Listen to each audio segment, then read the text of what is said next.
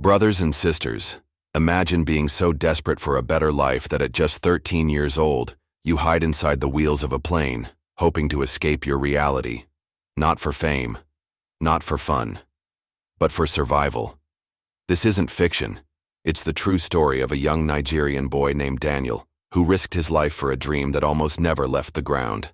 Before we dive deeper into this story, please take a second to like this video so YouTube recommends it to others.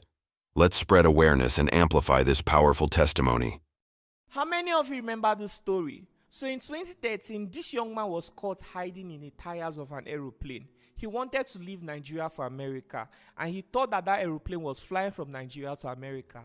But unfortunately, it was flying from Benin City to Lagos State.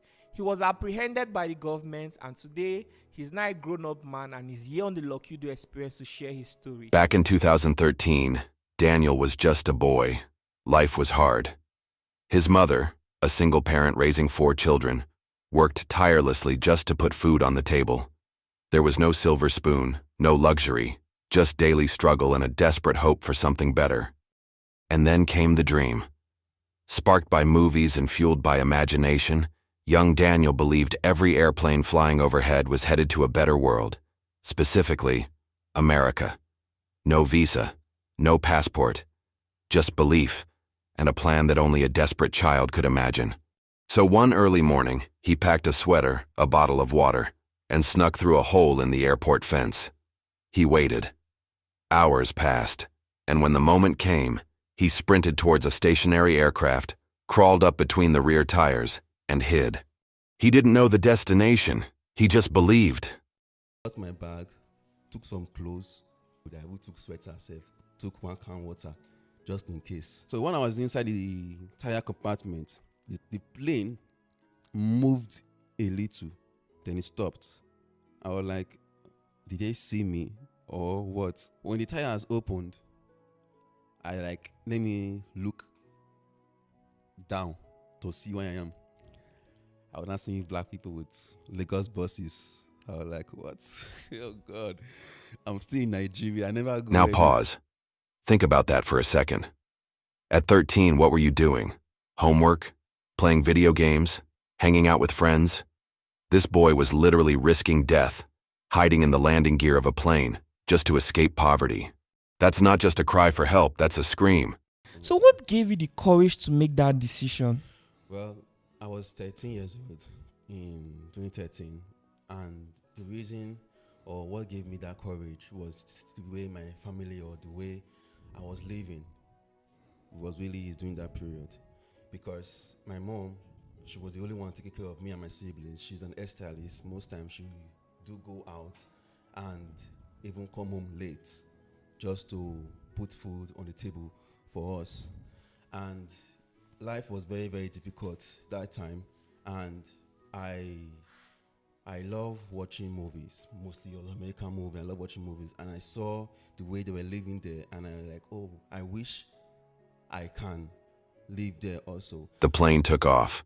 Daniel said he wasn't afraid. In fact, he felt comfortable until the pain hit. The pressure, the noise, the engine's heat. His ears rang with such intensity that he thought he was going deaf. But he held on. When the plane landed and the tires opened, he peeked down, expecting America. But what did he see? Black faces, Lagos buses, Nigeria. He never left. Because there's a spot in the fence that was cut away down. The fence downside was kind of cut, so I just passed through there inside the airport. So I waited for a very, very long time. It was a very long time until the time got to 9 a.m. I was sitting on the runway on the plane where the plane will pass and go. So my mind was like, Daniel, just chill, just go back. Nothing is happening. Nothing is going to stop. So the moment I went to just leave, that's when I saw the plane coming to land. I now went to hid among the tall grasses there because there was tall grasses around. So I went to hid among them. I went to hide. After the plane discharged the passengers and load again, ready to take off, I ran outside and I stood at the plane at the side under the plane. I've not entered yet. I was debating whether to go to the front tire or the back tire, but the plane had not yet moved. It's still standing still, waiting for a signal to go. So I just, okay, let me just go back. Let me go back to the back tire. I went to the back tire. I climbed inside and I sat down. I sat down in between the tire compartment because there was something that was separating the tires from touching. So I sat down there and I waited. Okay, the tire, you sat in the middle. Yes, there was Of it. something that is dividing Separating the tires from From touching touching, each yes. other. Okay. So I sat down there and I waited. So the plane, Nobody saw you, no staff, nobody. nobody saw me because There was no staff there or what? there was staff there. Because before I did that, I've already planned their security. I already researched how they are in and out of the security, how which time this one will be around, which time that one, because I've already planned it. But the only thing I didn't plan was where the plane was going. I had no idea about that one. On my own, that every plane that is going to outside the country. So I've already researched everything already, just to make everything work perfectly. So when I was inside the tire compartment, the plane moved a little, then it stopped. I was like, did they see me or what? Everything was okay. But later on, the plane now started moving again. For the plane now took off, Were now you not left. scared? I was not scared. Imagine the heartbreak, the realization that all that pain, all that effort that led him right back to where he started. Nigeria, still poor, still struggling. And then, security found him. Deafened by engine noise, disoriented, he was taken into custody. But surprisingly, not punished. The story went viral. His boldness caught the public's attention, and eventually, the Edo state government stepped in. They promised support. They gave him a scholarship, a second chance. But here's the part that hurts. Over a decade later, nothing really changed. Yes, he graduated. He's now 25. He's a hairstylist. He's a barber. But he's still struggling. His family's still suffering. His mom lost her shop. Promises made, support, empowerment, business help, never came through. You lie. No, seriously, I was not scared. That was very, very funny. The wind was not too much. No, it was so comfortable, like when I'm sitting on this chair. It was really comfortable. So when the plane left and the tires closed in, I took my can water, I drank, and I was sitting down comfortably. So it took a little while. I started feeling pains in my ears, and this pain was very, very, very painful. Like, it was very painful because I know that I was close to the engine. Because normally, if plane is in the sky and on the ground, even if it's on the low, something is very too much. Don't have you being close to the engine. So the pain was too much. Like, I couldn't bear it.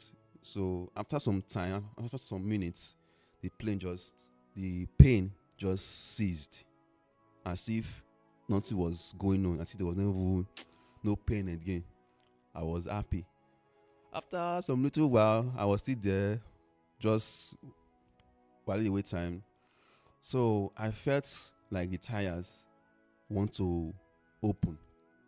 I was like, is it so quick? I've gotten to where I'm going.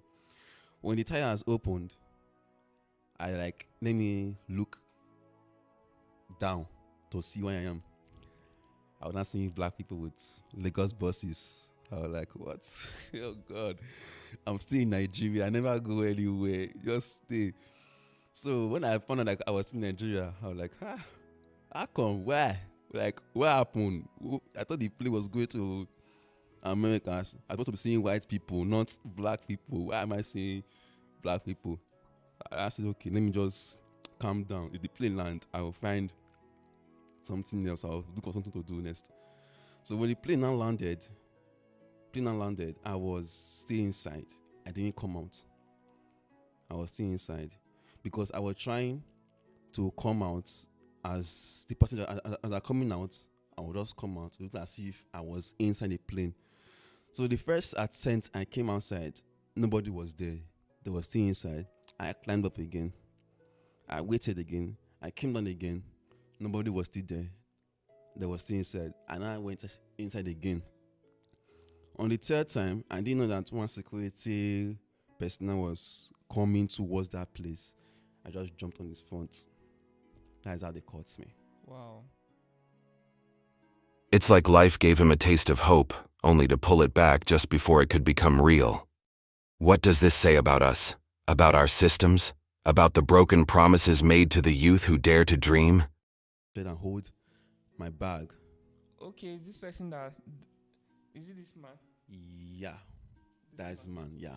Okay. So I was not hearing anything they were saying. What to my ear was making sounds. Because I was hearing the plain sound in my ear. I was not hearing anything at all. As if that moment I was kind of deaf.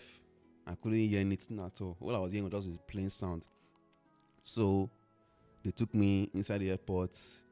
They took me to one small cell in the airport there. That was then I knew I can pray. I was praying like I was a prayer warrior. I was praying anyhow. So What are you praying for? I prayed for God to help me. I'm sorry, I didn't know what happened, what got into me. I didn't know what happened, what got into me. So after everything, they now took me to State Secret Service in Lagos. Daniel's story isn't just about one boy. It's a reflection of many. Young people in Africa who are willing to risk everything because staying behind feels like a death sentence. And the sad truth? If Daniel had died on that flight, maybe he would have become a cautionary tale. But because he survived, we call him brave. And then we forget. We shouldn't forget. My brothers and sisters, we must do better. We must protect our youth, empower them, support them. Not with empty promises, but with real action. Education is a start, but opportunity must follow. Because what's the point of education without employment? What's the point of graduation if hunger still lives at home? If you have the means to support Daniel, his mother, or others like him, please consider doing so. Even a small act can mean the world to someone who has nothing. Let us not just watch these stories like they're entertainment. Let us respond. Daniel survived something most wouldn't, and he's still standing, still fighting. That tells me his story isn't over, and neither is ours. Together, we can make stories like his end with triumph, not tragedy. If you found this story meaningful, please like, share, and comment your thoughts. Would you have done what Daniel did at 13? What does this say about our society? And most importantly, what are we doing to make sure the next Daniel doesn't have to hide in a plane to find hope? Thank you for watching. God bless you, and God bless all who dare to dream.